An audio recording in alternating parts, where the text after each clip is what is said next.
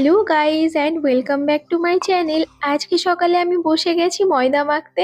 মাকে দেখি সব সময় গরম জল দিয়ে ময়দা মাখতে, সেই জন্য প্রথমে একটু গরম জল নিয়ে আমি এটা ভালো করে চামচ দিয়ে একটু মিক্স করে নিলাম, আর এবার হাত দিয়ে ময়দাটাকে ভালো করে মেখে নেব। আজকে মা ব্রেকফাস্টে কড়াইশুঁটির কচুরি বানাবে, সেই জন্য আমি এখানে মাকে ময়দা মেখে দিয়েছি, আর মা ওইদিকে কড়াইশুঁটির কচুরির সাথে খাওয়ার জন্য তরকারি রান্না করছে। কড়াইশুঁটির কচুরির সাথে খাওয়ার জন্য এখানে চানা আর পনিরের তরকারি রান্না করছে মা। তরকারি রান্না করার পরে মা কড়াইশুঁটির কচুরিগুলো বেলে দিয়েছে, আর আমি আজকে কড়াইশুঁটির কচুরিগুলো ভেজেছি।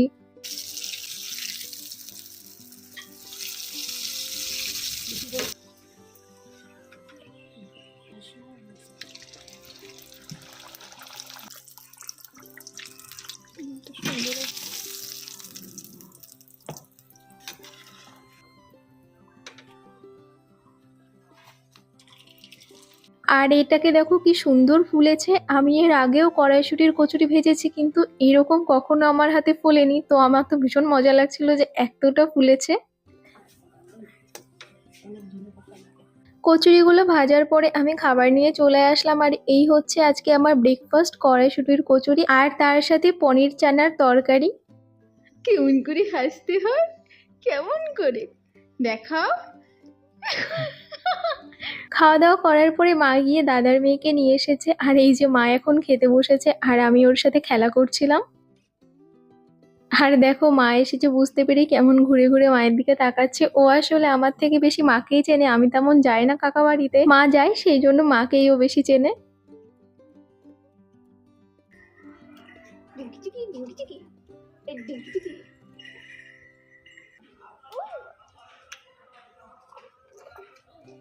দেখি দেখি সুন্দর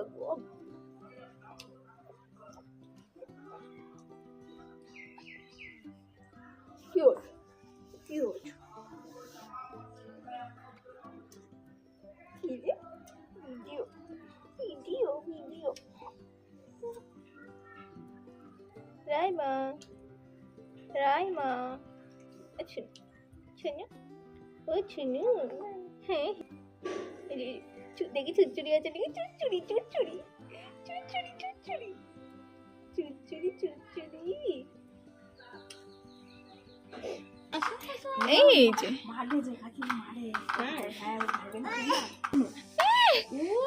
বাবলি ও ধরতে যায়।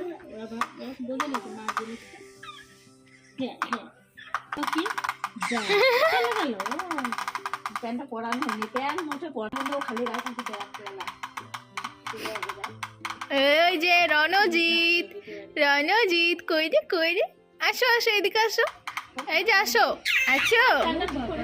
এ পাগল হয়ে যাচ্ছে এদিকে।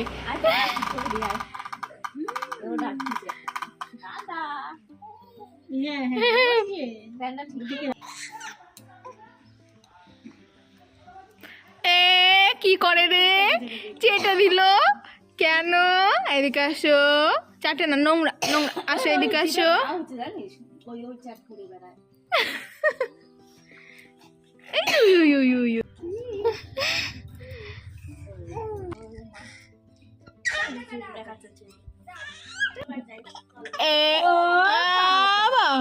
তোমার নিয়ে এখন ঘুরে বেড়াতে হবে?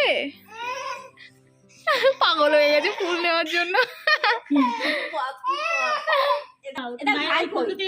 বুনু বুনু বুনু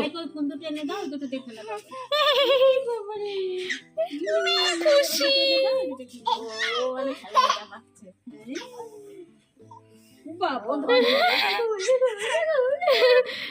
কামছে না দে।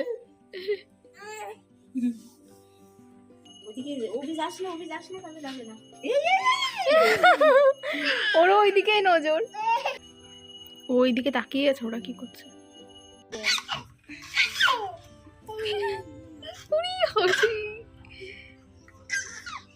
বাচ্চারা বাচ্চাদের চেনে।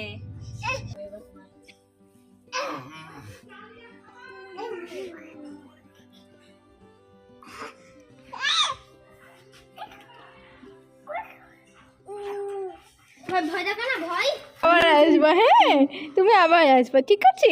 বাই সোনামা। চল যাও। চল চল কান্নার আগে নিয়ে যাই। মা ওকে দিতে গেল আর তার মধ্যেই আমার একটা পার্সেল এসছে, তো এটা নিয়ে ঘরে আসতে আসতে আবার ফোন আসলো যে আরো একটা পার্সেল আসছে, সেই জন্য আমি আবার বাইরে যাচ্ছি সেটাকে আনতে।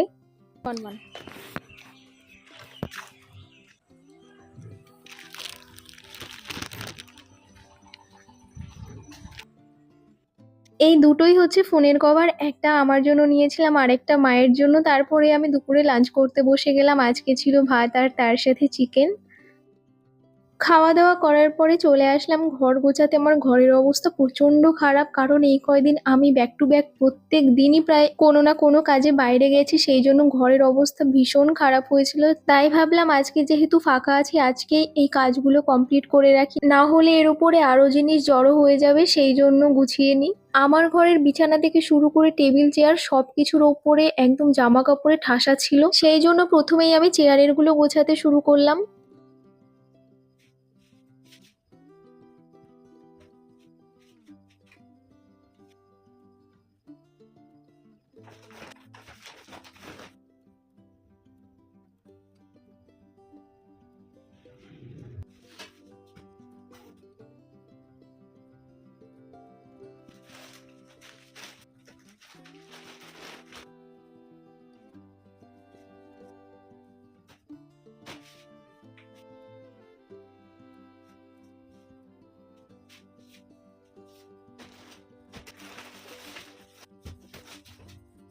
একটা চেয়ার গোছানো হয়ে গেছে, এবার আরেকটা চেয়ারে এখানে অনেক জিনিস রয়েছে, ব্যাগের থেকে শুরু করে জ্যাকেট ট্যাকেট অনেক কিছু ছিল, এবার এইগুলো গোছাবো।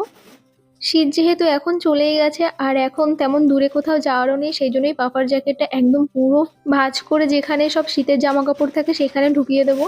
আর চেয়ারের উপরে অনেকগুলো কার্টেনও ছিল, এগুলোও ভাঁজ করে সব আলাদা রেখে দেবো, এগুলো সব একসাথে জড়ো হয়েছিল।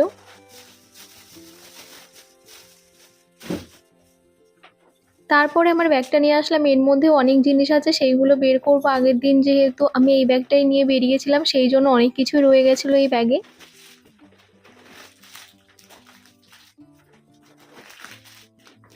দেখো ব্যাগের মধ্যে এতগুলো প্যাকেট ছিল, সেইগুলোই বাইরে ফেলে দিলাম।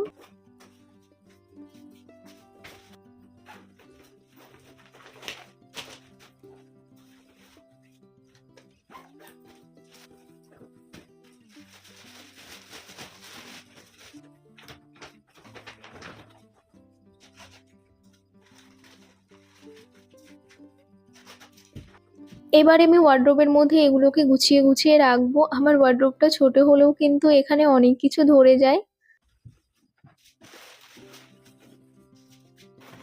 এই ওপরের পোর্শনটাতে আমি যেগুলো বেসিক সবসময় পরি সেগুলোই রাখি, আর মাঝখানে যে ড্ররটা আছে ওখানে আমার লঞ্জেরিগুলো থাকে। আর নিচের পার্টটা আমার বেশি খোলা হয় না, সেখানে যেগুলো কম প্রয়োজনীয় জিনিস মাঝে মাঝেই লাগে সেইগুলো রাখি।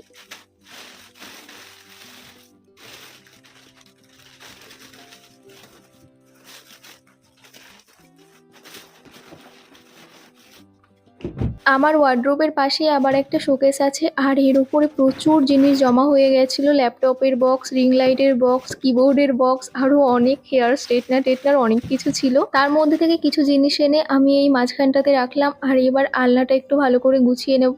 আলনাতে বেসিক যে জামা কাপড়গুলো ডেলি ইউজ করি সেইগুলোই বেশি রাখা হয়।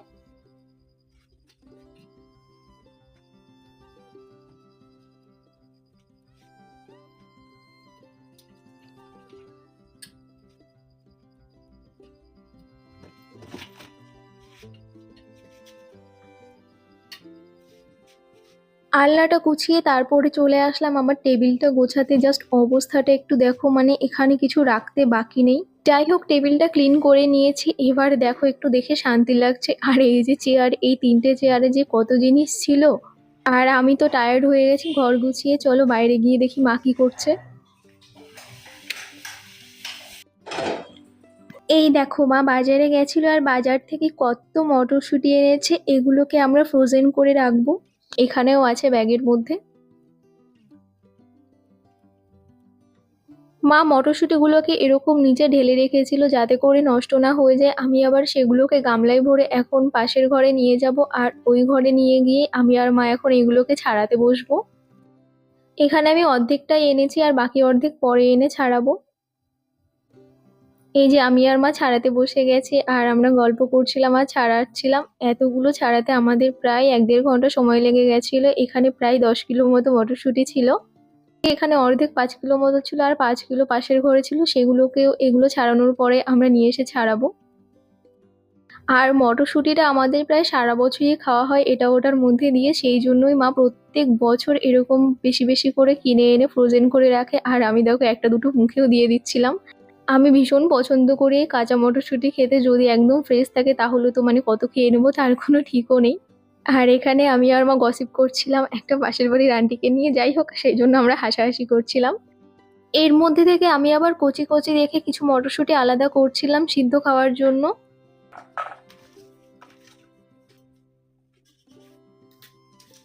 অর্ধেক আমাদের ছাড়ানো হয়ে গেছে আর এই যে এখানে বাকি অর্ধেকটা ছিল সেগুলো আমরা এখন ছাড়াচ্ছি।